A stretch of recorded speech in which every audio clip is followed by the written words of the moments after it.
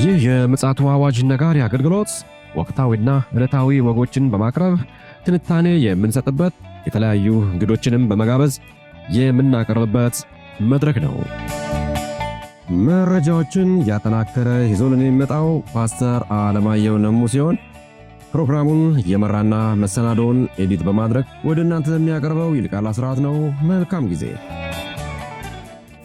ሰላም ውድ የተከበራችሁ የምፅዓቱ አዋጅ ነጋሪ አድማጮቻችን እንዴት አመሻችሁ? በድጋሚ ከቀኑ መረጃችን በኋላ ተገናኝተናል። እንደተለመደው ደግሞ የዓለማችን ወቅታዊ ጉዳዮችን ያመጣ የማንቂያ ደወል እየደወለልን ያለው ወንድማችን ፓስተር አለማየሁ ነሙ መስመር ላይ ሆኖ እየጠበቀን ይገኛል። እንግዲህ ዓለማችን በብዙ ተግዳሮቶች በተለያዩ መስቀልቅሎች እየታመሰች ትገኛለች። ከዛ ውስጥ እንግዲህ የመርጦ ወደኛ መረጃ ይዞልን መጥቷል። መልካም ጊዜ እንዲሆንልን እመኛለሁ። ይልቃል አስራት ነኝ ከምፅዓቱ አዋጅ ነጋሪ አገልግሎት። ውድ አድማጮቻችን የዓለማችን አሁናዊና ወቅታዊ ጉዳዮችን እንደ እግዚአብሔር ቃል የምንመለከትበትና የምንዳስስበት ክፍለ ጊዜ ነው። መረጃውን እንግዲህ ይዞልን የመጣው ወንድማችን ፓስተር አለማየሁ መስመር ላይ የተጠባበቀ ይገኛል። ከሰላምታው በኋላ ምን ይሆን ይሄ መረጃ የሚለውን ከእሱ አንደበት እናደምጣለን። ሰላም ላንተ ይሁን ፓስተር፣ እንዴት አመሸ? እንደምን አመሸ ወንድም ይልቃል። እግዚአብሔር የተመሰገነ ይሁን። ቀን ላይ እንግዲህ አንድ መረጃ አጋርተን ነበረ። እንግዲህ የማይጠረቃው የሰው ልጅ ፍላጎት ከበስተጀርባው ደግሞ ያጋንንቱ ኃይል እየገፋው እግዚአብሔርን ቁጣ ለመቀስቀስ የሚያደርገውን አመላካች መረጃ አቀብለህን ነበረ። እንግዲህ ይህንን ያላዳመጡ ወገኖች ካሉ ቻናላችን ላይ በመግባት ማድመጥ ይችላሉ። እስኪ ለአሁን ለምሽቱ ምን ይዘህልን መጣ? እንግዲህ ታስታውስ ከሆነ በቅርቡ አሜሪካ ላይ ሰማይ ላይ የከዋክብት ፍንዳታ ምልክቶች ተከስተው ነበረ። እስከ 300 ኪሎ ግራም ቴንቲ የሚመዝን ፍንዳታ ይመስል እንደነበረ እና ከ1200 ኪሎ ሜትር በላይ ንዝረቱ ተሰምቶ በዛ ሬዲየስ ተሰምቶ እንደነበረ ይታወቃል። ያንን ጥፋት ከተከሰተ በጥቂት ቀናት ውስጥ ነው። በእነዚህ 2 ቀናት በተለይ በትናንትና 2 እንግዲህ ላስ ቬጋስ ብቻ አይደለም የተለያዩ ቦታዎች ላይ የመሬት ነውጥ ተከስቷል። ተፈጥሯዊ ሐሙስ ከሰዓት በኋላ ትናንትና ማለት ነው ከሰዓት በኋላ ላይ ሌሊት በእኛ ሌሊት አይደለ ለማለት ሌሊት ነው በላስ ቬጋስ ሸለቆ 4.1 ማግኒቲዩድ የተመዘገበ የመሬት መንቀጥቀጥ መከሰቱን የአሜሪካ ጂኦሎጂካል ጥናት አስታውቋል። ይህ ክስተት ጁን 4 ማለት ነው ትናንትና ከቀኑ 8 ሰዓት በእነሱ አቆጣጠር ጥቂት ቀደም ብሎ የተከሰተ ሲሆን መነሻውም ከሲሚሊየን ሲውዝ 6.8 ማይል ርቀት ላይ መሆኑን ተገልጿል። ንዝረቱን ተከትሎ ደግሞ ከ1500 በላይ አካባቢ ነዋሪዎች ሪፖርት አድርገዋል። ይህ 4 ማግኒቲዩድ የሆነ የመሬት መንቀጥቀጥ በአብዛኛው ሰዎች ዘንድ በደንብ የሚሰማ ቢሆንም በህንፃዎችና መሰረተ ልማቶች መዋቅር ጉዳት ሊያደርስ የሚችል አቅም ግን የለውም። ትልቁ ነገር ምንድነው? ይሄ መነሳት ብቻ ሳይሆን በቀጣይ ይከሰታል የተባለው ለእነዚህ አካባቢዎች በጣም እጅግ አደገኛ እንደሆነ ለመመልከት እንችላለን። በቀጣይ ይከሰታል ተብሎ በጣም እየተፈራ ነው ያለው። ከዚህ ቀደም በ1990ዎች ውስጥ ሎስ አንጀለስ ላይ ታስታውስ ትችላለህ፣ ከፍተኛ ጉዳትና ውድመት ያደረሰ እና የሰው ህይወት የሚያጠፋ የመሬት መንቀጥቀጥ መከሰቱ ይታወሳል። እና እንግዲህ ዳግም ያ ስጋት እየመጣ ነው ማለት ነው። አዎ እንግዲህ ምንድነው ይህ የላስ ቬጋስ ክስተት ሐሙስ ትናንትና ማለት ነው በፈረንጆቹ 4 በአሜሪካ ምዕራብ ክፍል ከተከሰተ በርካታ የመሬት መንቀጥቀጥ አንዱ ብቻ ነው። በዕለቱ ማለዳ በሰሜን ካሊፎርኒያ የባህር ዳርቻ አቅራቢያ ከፍተኛ የሴስሚክ እንቅስቃሴ የሚታይበትና 3 የቴክኒክ ሰሌዳዎች በሚገናኙበት አካባቢ ተከታታይ የመሬት መንቀጥቀጥ ተከስቷል። በተከታታይ ነው የተከሰተው። ከዚህ መካከል ከሚክኒሊሺያ 120 ማይል ርቀት ላይ 5.7 ማግኒቲዩድ እንደተከሰተ ነው። በስተምዕራብ ደግሞ 5.1 ማግኒቲዩድ የተመዘገበ የመሬት መንቀጥቀጥ አለ እዛው አሜሪካ ውስጥ። የሚገርም ነው። እንግዲህ በአንድ ቀን ውስጥ ነው እነዚህ ክስተቶች እየተከሰቱ ያሉት እና ከፍተኛ ቢሆንም የሱናሚ ስጋትም ሆነ ከፍተኛ ጉዳት አልተዘገበም። ነገር ግን አሁንም እነዚህ የጂኦሎጂካል ጥናት ተመራማሪዎች በቀጣዩ ግን ይህንን ሱናሚ እና ከፍተኛ ጥፋት ሊያስከትል የሚችል የመሬት መንቀጥቀጥ ሊኖር እንደሚችል እያመለከቱ ነው ያሉት።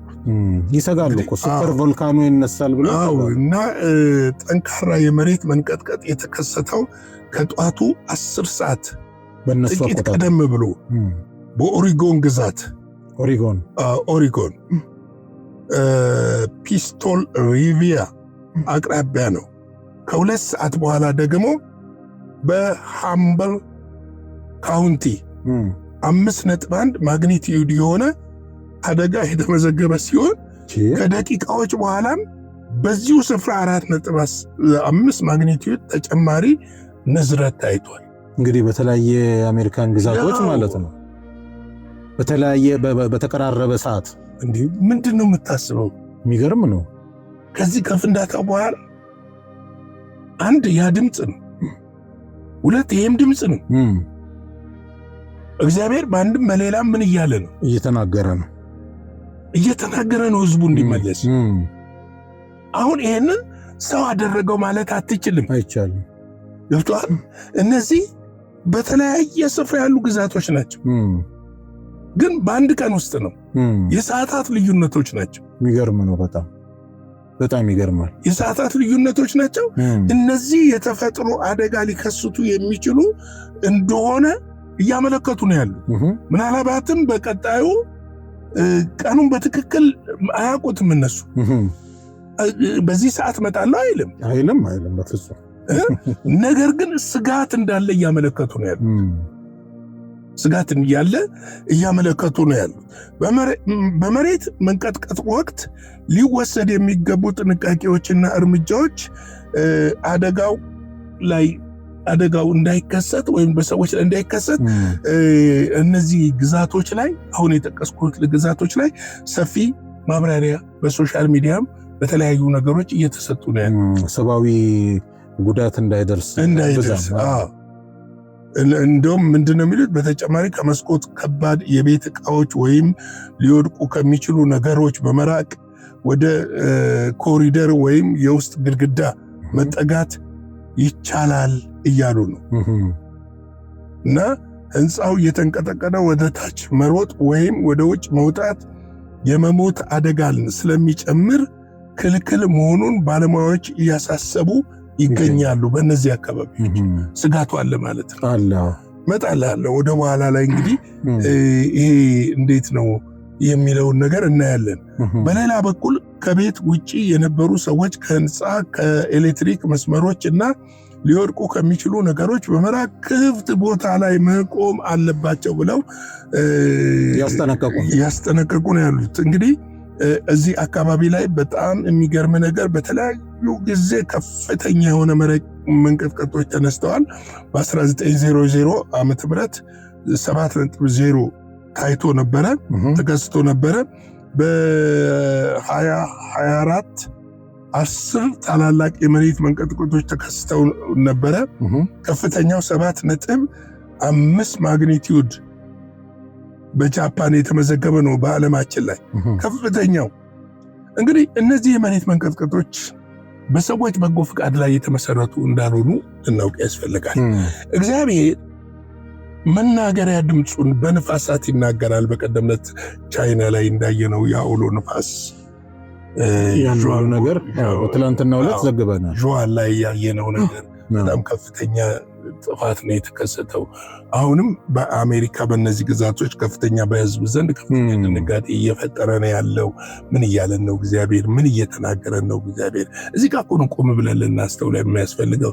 የግድ በአካል ወርዶ መሆን የለበትም። እግዚአብሔር ነፋሳትም፣ ሰማይም፣ ደመናውም፣ መሬቱም፣ ተራራውም፣ ከዋክብቱም ሁሉ የሚታዘዝለት አምላክ ነው። ባለቤትም እሱ ነው። አሁን እግዚአብሔር ለነዚህ ሰዎች ምን እያለ ነው? እየተናገረ ያለበት ወቅት ላይ ነው። ዝም ብሎ የተከሰተ አይደለም። እንዴት ነው በአንድ ቀን በተለያዩ ሰዓት ልዩነቶች የተለያየ አካባቢ ላይ እንዴት እንዲህ አይነት ክስተት ሊከሰት ይችላል? እግዚአብሔር በእነዚህ አካባቢ ለሚኖሩ ሰዎች ድምፅ እያሰማ ነው። ለሌላው ደግሞ በዜና መልክ ሰምተን ወደ እግዚአብሔር ፊታችንን እንድንመልስ እግዚአብሔር በተለያየ መንገድ እየተናገረን ነው ያለው እና የእግዚአብሔር ድምፅ ነው። ይሄ የሰዎች ድምፅ አይደለም፣ የእግዚአብሔር ድምፅ ነው። ስለዚህ እነዚህ ነገሮች ትኩረት ሊሰጣቸው የሚገቡ እንደሆነ ልናውቅ ያስፈልጋል፣ ልንገነዘብ ያስፈልጋል። ምክንያቱም ሰማይና ምድር ሞላው የእግዚአብሔር ነው፣ የሰዎች አይደለም። ሰዎች ባለቤት አይደሉም። ባለቤቱ እያኖረን ይህንን አየር እየሰጠን ኦክሲጂን ሰጥቶ እያኖረን ምድርን ሰጥቶ እያኖረን ባለቤቱን ንቀን ባለቤቱን ጠልተን ባለቤቱን ትተን ከባለቤቱ ተጣልተን ገብቷል። ለባለቤቱ ጠላት ሆነን እንዴት ነው መኖር የሚቻለው? በፍጹም እንዴት ነው መኖር የሚቻለው?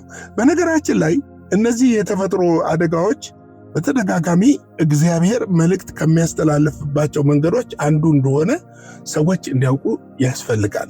ሁለተኛው ደግሞ እነዚህ የተፈጥሮ አደጋዎች ብዙ ጊዜ ሲከሰቱ የትንቢቱ ፍጻሜ እንደሆነ ደግሞ ልናውቅ ያስፈልጋል። ምክንያቱም በአንድ ታላላቅ ስፍራ የመሬት መናወጥ እንደሚሰማ መጽሐፍ ቅዱሳችን በማቴዎስ 24 ላይ በግልጽ ይናገራልና እና ይሄን ይችላልን አንችልም።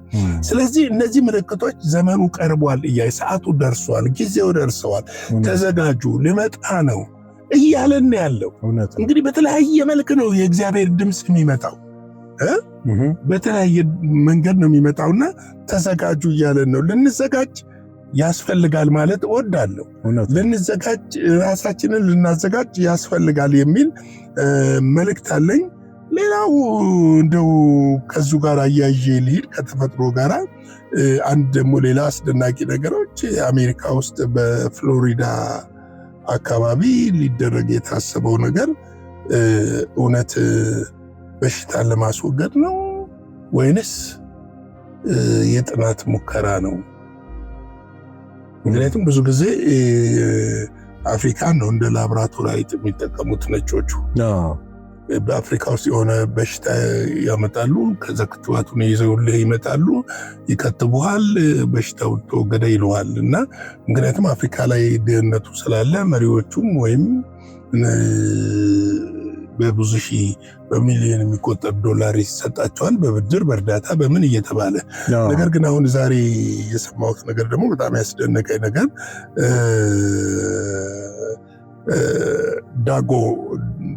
ዳቦግ ፕሮጀክት የሚባል ነገር ነው። ይህ ፕሮጀክት ምንድነው? ጉግል ነው ይህንን ፕሮጀክት ያዘጋጀው። በፍሎሪዳ እና በካሊፎርኒያ 32 ሚሊዮን ትንኞችን ለመልቀቅ እቅድ አውጥተዋል። የሚገርም ነው። እና 32 ሚሊዮን ትንኞች ናቸው፣ በሚሊዮን የሚቆጠሩ ትንኞች ለመልቀቅ አቅደዋል። ኩባንያው እቅዱን ለማስፈጸም ከአሜሪካ የአካባቢ ጥበቃ ኤጀንሲ ፍቃድ ጠይቋል። ህዝቡም እስከ ሰኔ 5 ድረስ እስከ ዛሬ ድረስ ማለት ነው ድረስ አስተያየት በመስጠት ጊዜ ተሰጥቶታል። ይለቀቁ አይለቀቁ የሚል ዓላማቸው ምን ይሆን አይሆን አይታወቅም። አሁን እነሱ የሚሉት ያሉት እነዚህ ትንኞች ኦልፖቺ በተባለ ባክቴሪያ የተያዙ ሲሆኑ ወልፖቺ የተባለው ባክቴሪያ በብዙ አገራት የዲንጊ፣ ዚካ እና ሌሎች በትንኝ የሚተላለፉ በሽታዎችን ለመቀነስ በሳይንሳዊ ፕሮግራም ውስጥ የተቀመጡት መጠበት ቴክኖሎጂ ነው የሚሉት። ዲንጊ ዚካ የሚባል ቫይረስ ነው። የዲንጊ ዚካ በሽታን ለመቀነስ የተቀሰቀሰ ቫይረስ በትንኝ ምክንያት የሚመጡ በሽታዎች ናቸው እነዚህ እያሉ ነው ያሉት። እነዚህ ደግሞ በመተኩ ይመጡና ተጻራሪ ይሆናሉ። ተጻራሪ ሆነው ያንን በሽታ ለመቀነስ ነው ለማስወገድ ነው እያሉ ነው ያሉት እነሱ እያሉ ነው ያሉት። ደግሞ መዘንጋት የሌለብን የዲፖፕሌሽን አጀንዳም እንዳለ አንደኛ ህዝብ ቀነሳ ምንድነው ይሄንን ነው እያሉ ያሉት። ፕሮግራም ውስጥ የተጠቀሙበት ቴክኖሎጂ እንደሆነ ነው እየተነገረ ነው ያለው። እንግዲህ እውነት በሽታን ለማስወገድ ነው ምናልባት እዛ አካባቢ ሊሆን ይችላል ለራሳቸው አሜሪካኖቹን ለራሳቸው ዜጎች እንትን ሊሆኑ ይችላሉ። ነገር ግን እነዚህ ውጤት ካመጡ በኋላ ሌላ ነገር ሳሸክመው ወደ ተቀረው አፍሪካ ላለመላክ ምን ማስረጃ አለ? የጨለማው ማህበረሰብ ብዙ አጀንዳዎች ለዛው ደግሞ ጎግል ነው ያዘጋጁ ቴክኖሎጂ። እኔ ቆይ እዚህ ጋር ፓስተር ትንሽ እናውራ። እነዚህ የቴክኖሎጂ ቴክኖክራፍት የሚባሉ አሁን እንደነ ቢል ጌት የጎግል እነዚህ አሁን ቢል ጌት ምን አግብቶት ነው እንትን ላይ ይሄ ሜዲሲን ላይ የገባበት ምክንያት? እንደገና አሁን ደግሞ ጎግል ደግሞ ወደዚህኛው ዘርፍ እየገባ ነው ያለው። ምንድነው መሰለህ እንግዲህ እነዚህ ካምፓኒዎች ትልልቅ ካምፓኒዎች ናቸው። አሁን ለምሳሌ ክትባቶችን ፕሮዲስ ያደርጋል ቢል ጌት። ምንድናቸው እነዛ ክትባቶች ነው? ብዙ አነጋጋሪ ነገሮች ስላሉ ብዙ ጊዜ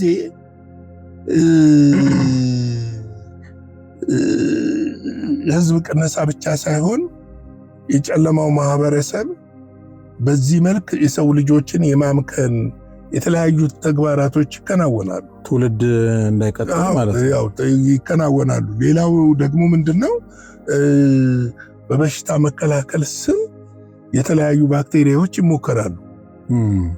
ከዛ ክትባቱንም ደግሞ ይዘውት ይመጣሉ። ልክ እንደ ኮቪድ ማለት ነው። አሁን ኮቪድ የላቦራቶሪ ውጤት ነው፣ ግልጽ ነው። እነሱ እንግዲህ ዓለም አቀፉ መረጃ አላቸው።